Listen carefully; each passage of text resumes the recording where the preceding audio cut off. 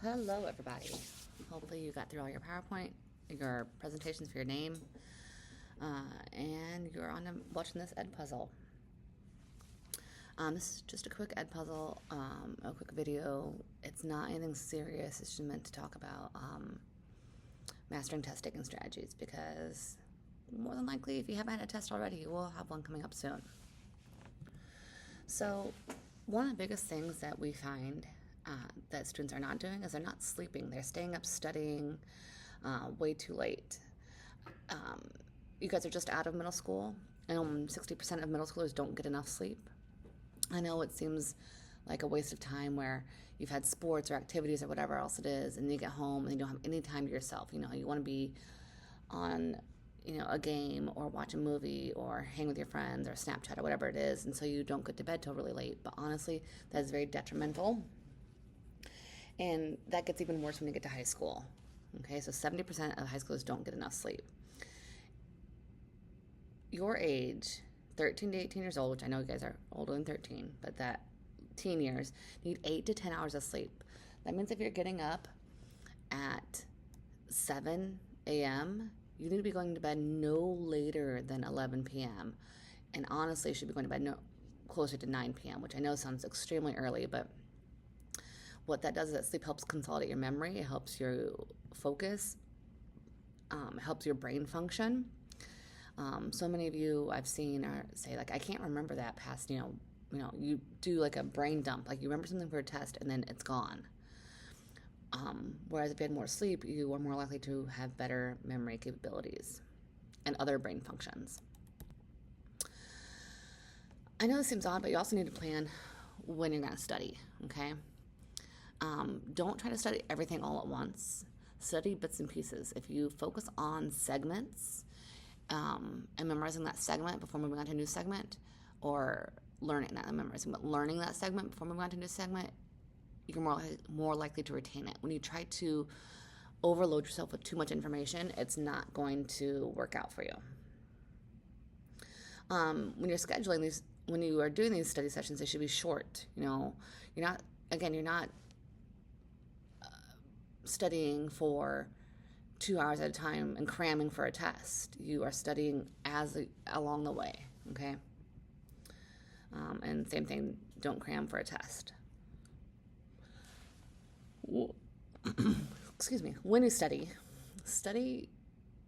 is more than just reading your notes or reading the book, okay? Try to make it interesting for yourself, okay? Flashcards, okay? Now, this doesn't mean you have to get physical flashcards, but we all know there's Quizlet and stuff like that where you can create digital flashcards. Try explaining the material to a peer, to a sibling, to a parent. When you're at work and there's some downtime, explaining to someone at work, can you explain the content and material to someone else? Okay? Study with your classmates. This doesn't always mean studying with people who are best friends. Excuse me, sorry. Study with people who you're best friends with, because if you're there with your best friends, you kind of get distracted, you talk about other things, whatever else it is. But classmates are people that you get along with and are able to focus on the studying piece versus the socializing piece. And when that happens, you need to think about where you're studying, okay? A quiet, well-lit space is good for studying, okay? This does not mean in your bedroom with the lights off and you're just using your iPad, because that's too relaxed, okay? If you're on your bed, the lights are out, it's hard to focus. Additionally, we already look at our screens all day long, and that's not great for our eyes, and that's not great for our brain. So really finding something other than a screen to look at when studying is great. Make sure study space is organized, because I know it sounds really weird, but when it is organized and well laid out and comfortable, you feel better, and when you feel better, you can focus on the studying piece versus being distracted by all the other things. Okay, which is exactly what this says. A lot of times if I know I need to study or something, I literally have to go in a room that doesn't have a TV and not bring my phone in there. Because just like you guys, I have this habit of picking my phone and looking at it, and then I get distracted. Test anxiety is something a lot of people deal with. And test anxiety can take lots of different forms. You have a hard time concentrating. You have a sense of doom. You might feel frustrated or fearful.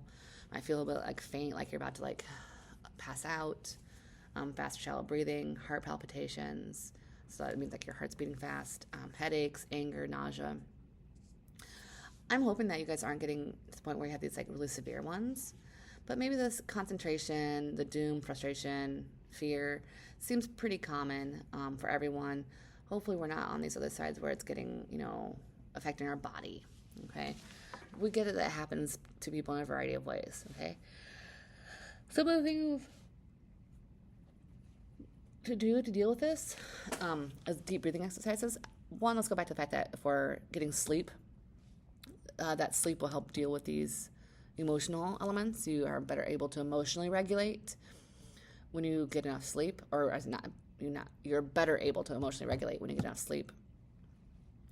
But additionally, those deep breathing practices, where you take a deep breath in through your nose for the count of 3 or 4, hold it for 3 or 4, and then back out through your mouth for 3 or 4.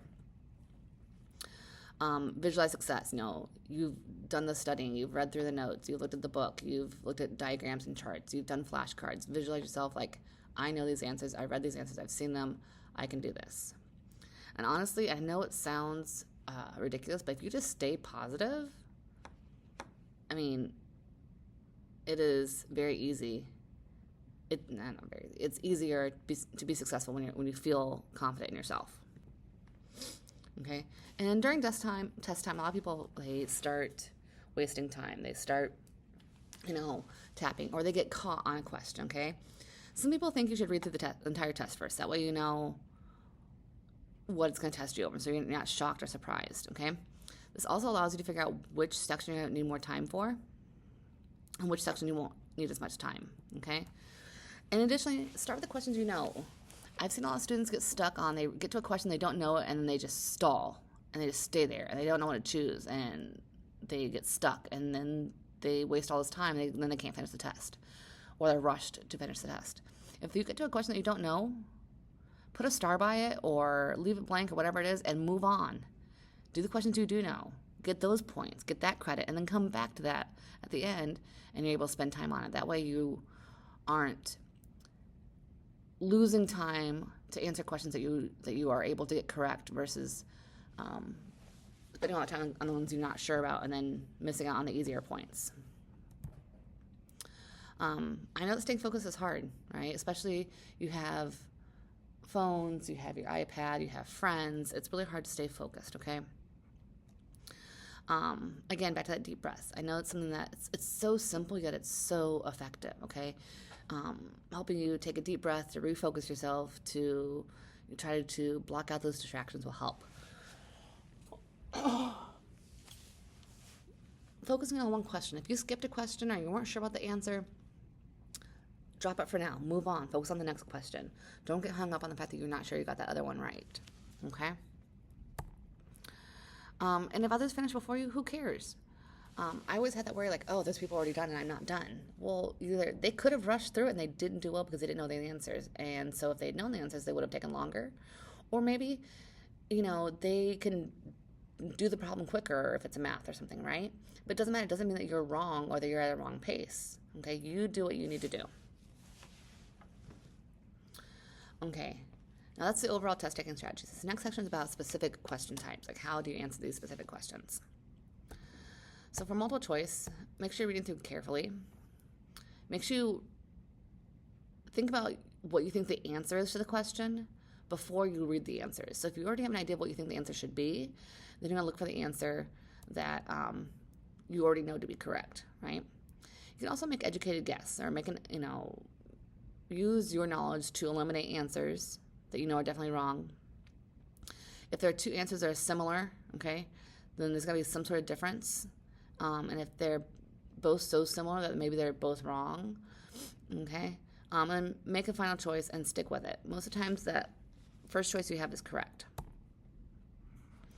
If the question says, according to line blank, make sure you go back to the line. Don't just read just that line, but read a few lines before that and a few lines after that, and then focus on that line and answer the question, okay?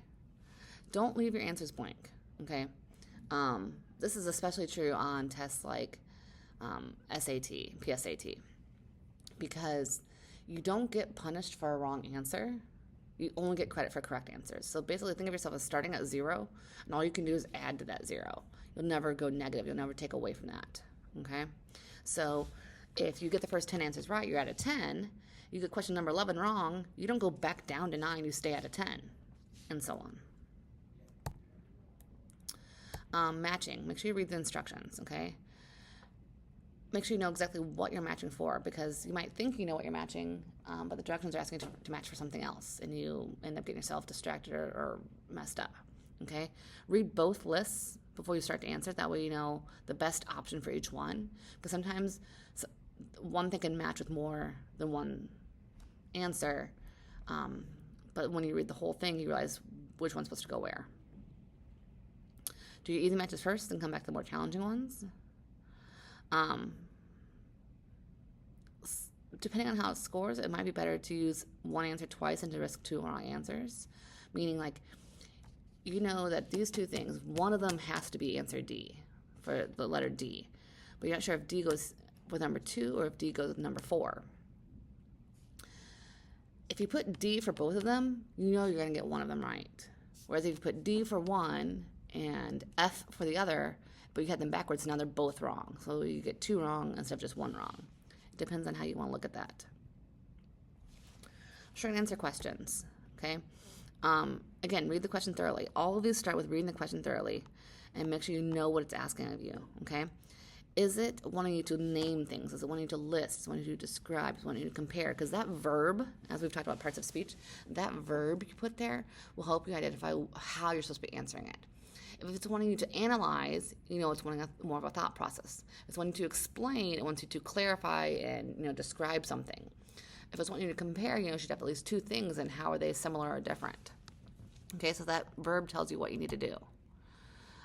Don't ramble. Keep it concise. Keep it to the point. This is something that I always struggle with, because I feel like the more I write, the more likely I am to have the right answer.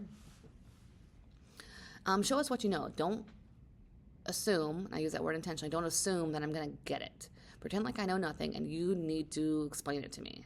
Show it to me, explain it to me, tell me everything. Make sure you're including relevant information, like the author, name, title, to show me that you're not plagiarizing, as always, okay?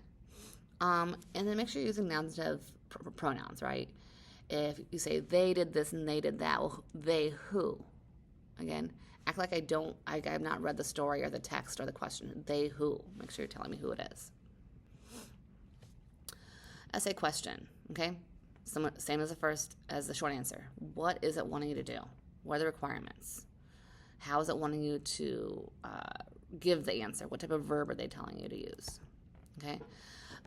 Always recommend doing a quick outline beforehand. This doesn't mean you're going to be super detailed, but plan out your thoughts. When you have a plan, you're more likely to have a concise, clear answer, and you're more likely to provide the correct answer in a logical way. Make sure you're using concrete examples. Don't be vague or hypothetical. Use text evidence or very clear examples if they're not from the text, if they're from your own brain, explain them specifically. Make sure you go through and edit. Make any changes, read through it yourself to make sure you didn't misspeak or put the wrong word or whatever else it is. And then finalize it. Like, this is it. This is my answer. Here are the final thoughts, and you're good to go. One of the biggest things that can get annoying as a teacher is if your grammar or usage is incorrect. And even though you have the right answer, I'm annoyed by the other stuff. So, you know, it's better to have me not annoyed when reading your essay. And the biggest thing is make sure you've answered the question you've been asked, that you're not writing about something that's not on topic, so stay on topic. But 2, make sure you've answered all of the question. Sometimes essay prompts have multiple parts, so make sure you've addressed all parts of that prompt. Okay, and as always, check your work, okay, on all parts of the test. Go back and review your answers. There's a lot of times when I would take a test, that I would choose an answer for something, but put a star by it or write down a note saying I'm going to go back and check this. And if I had time, I'd go back and check it. So I had it answered. That way I could possibly get points, what I thought it might be, but I can go back and verify it later on if I had time.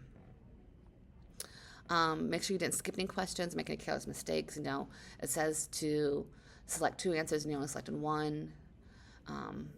If it says that make sure you didn't use the same answer twice or whatever else it is. Make sure they can read what it says. If I can't read it, I can't grade it. Obviously, most of our essay test stuff are going to be on the computer, but if it's handwritten, please make sure you're writing legibly so I can read it. And as we've already discussed, the best thing to have when taking a test is a positive mindset. Okay? When you stay positive and you believe in your success, tell yourself positive comments that you've been successful in the past, you are more likely to succeed because you're in a good mood.